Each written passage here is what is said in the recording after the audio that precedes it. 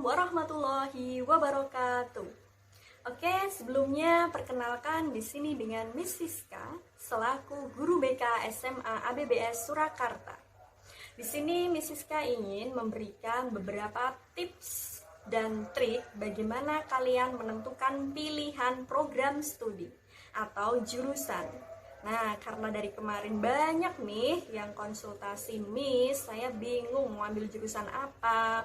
Miss, saya kok masih galau ya dan belum yakin mau ambil jurusan kedokteran, farmasi, dan yang lainnya. Nah, sekali lagi nih, kalian harus simak baik-baik penjelasan dari Miss Siska. Oke, langkah pertama yang harus kalian lakukan adalah kenali terlebih dahulu siapa sih diri kalian, atau karakteristik kepribadian kalian itu bagaimana sih gitu. Karena kalian memang harus tahu banget kalian tuh tipe yang gimana orangnya. Nah, kalau dalam teori psikologi menurut Holland itu ada 6 karakteristik kepribadian. Itu yang pertama ada artistik, berarti dia seorang kreator dan orang yang memiliki imajinatif yang sangat tinggi. Kemudian dia seorang yang memiliki jiwa sosial, berarti dia seorang helper, suka bantu memberikan layanan jasanya gitu. Kemudian juga ada yang memiliki kepribadian lebih kepada realistik, berarti dia orang yang kalau kerja lapangan itu menyukai di bidang yang berkaitan dengan benda atau mesin gitu ya. Nah, selanjutnya ada yang kepribadian investigatif. Nah, di sini berarti dia lebih kepada orang yang thinkers gitu, orang-orang yang akademisi. Atau ada lagi dengan kepribadian konvensional. Kalau konvensional di sini lebih kepada orang yang bekerja itu secara detail banget gitu ya, lebih rinci gitu. Kemudian keenam itu ada kepribadian enterprising. Jadi dia orang yang sangat komunikatif banget, sehingga dia sangat cocok di bidang public speaking gitu. Nah, oke, tapi mungkin next time Miss Siska akan membuat video yang lain yang fokus kepada mengetahui secara detail kepribadian dari teori Holland tadi itu kalau dirincikan lagi ke bidang-bidang jurusannya itu bagaimana gitu ya. Kita saat ini harus fokus kepada tips bagaimana menentukan pilihan jurusan. Nah, itu tadi yang pertama. Kemudian yang kedua apa? Yang kedua adalah kenali potensi diri kalian. Setiap orang, saya yakin semuanya itu pasti memiliki potensi.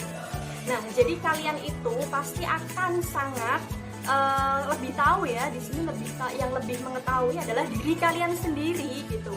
Jadi kalau misalnya kalian memiliki potensi di bidang matematika, misal, berarti kalian akan sangat cocok sekali ambil di jurusan teknik atau mungkin statistik. Begitu juga dengan kalian yang memiliki potensi di bidang bahasa asing, berarti kalian akan cocok untuk mengambil jurusan sastra Inggris, hubungan internasional. Nah, kemudian bagi kalian yang mungkin lebih memiliki potensi di bidang olahraga ataupun kesenian, berarti kalian bisa mengambil jurusan olahraga atau kesenian gitu ya. Nah, itu. Jadi memang itu artinya kalian cek kembali potensi kalian itu pas saat belajar atau mungkin kepada nilai-nilai di sekolah kalian tuh yang paling unggul itu di bidang apa gitu. Nah, oke. Langkah yang ketiga adalah passion. Ketahui passion kalian juga ya. Jadi di sini selain potensi, kalian juga harus cek terlebih dahulu passion kalian itu apa sih gitu. Nah, lalu passion sama potensi bedanya apa gitu kan. Kalau potensi tadi lebih kepada bakat, kalau passion lebih kepada minat atau lebih kepada kalian tuh sangat bersemangat sekali atau sangat ingin sekali belajar di bidang tersebut. Jadi lebih merasa tertantang untuk belajar hal-hal yang sebenarnya kalian belum terlalu menguasai gitu. Misalnya kalian misal tadi potensi di matematika, kemudian di sini kalian memiliki passion atau keinginan untuk mengambil jurusan bahasa asing Oke, it's okay, itu nggak apa-apa, nggak masalah. Kalian ambil jurusan bahasa asing, berarti sedikit ini ya bergeser dari bakat kalian. Tapi nggak apa-apa, nggak masalah, karena passion juga sangat penting sekali. Artinya ketika kalian memiliki keinginan yang kuat untuk belajar di bidang tersebut, meskipun itu memang bukan suatu hal yang kalian tuh benar-benar ahli banget, tapi karena kalian sudah punya passion, itu akan mengalahkan segala hal yang namanya nanti saat kalian kesulitan belajar. Di situ kalian akan bergerak sendiri untuk mempelajarinya gitu ya, karena merasa tertantang tadi. Intinya di situ kalian merasa tertantang sehingga kalian ingin mengambil jurusan tersebut.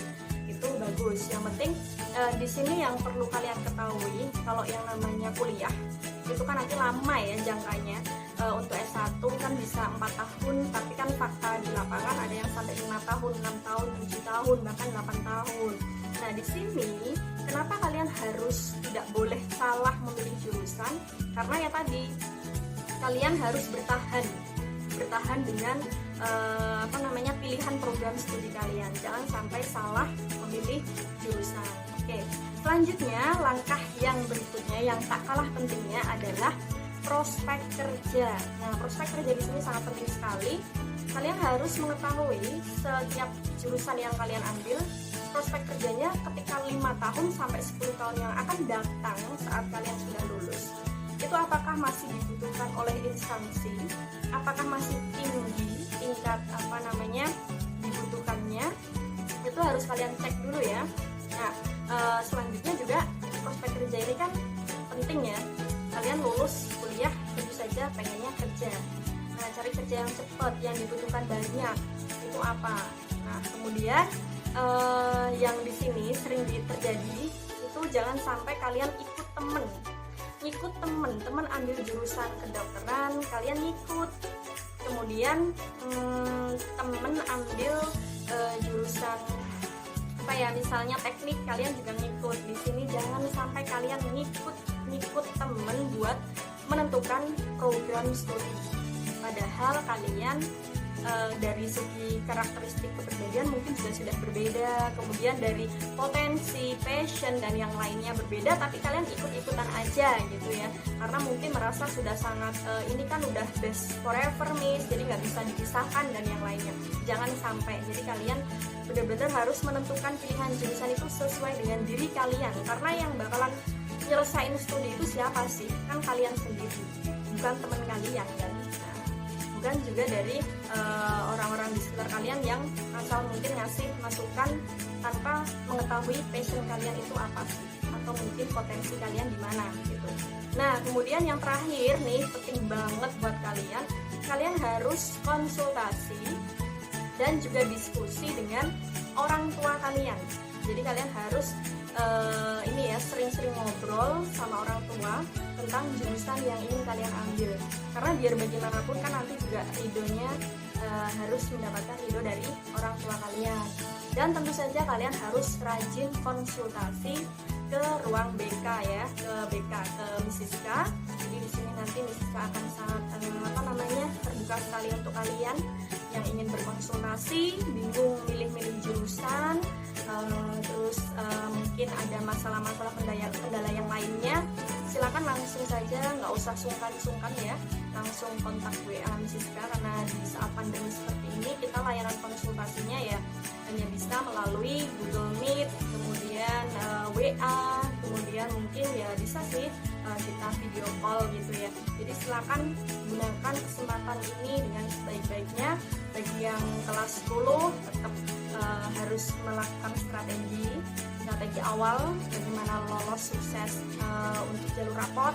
Kemudian bagi yang kelas 11 juga tetap semangat, dan yang kelas 12 ini sudah di ujung sekali, jadi harus semakin semangat lagi untuk bagaimana kalian sukses di perguruan tinggi tahun 2021 yang sudah sangat dekat sekali ya.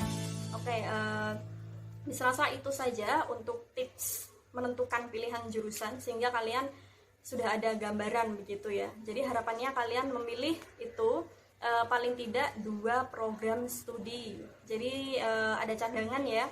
dan itu sesuai dengan prioritas kalian, prioritas pertama dan prioritas kedua. Oke, semoga ini tadi bermanfaat untuk kalian, menambah wawasan, pencerahan untuk kalian menentukan program studi sehingga semakin mantap gitu. Kemudian juga semoga apa yang kalian impikan benar-benar terwujud, dimudahkan oleh Allah. Sekian dari Miss Siska. Apabila ada salah kata, Miss Siska mohon maaf. Wassalamualaikum warahmatullahi wabarakatuh.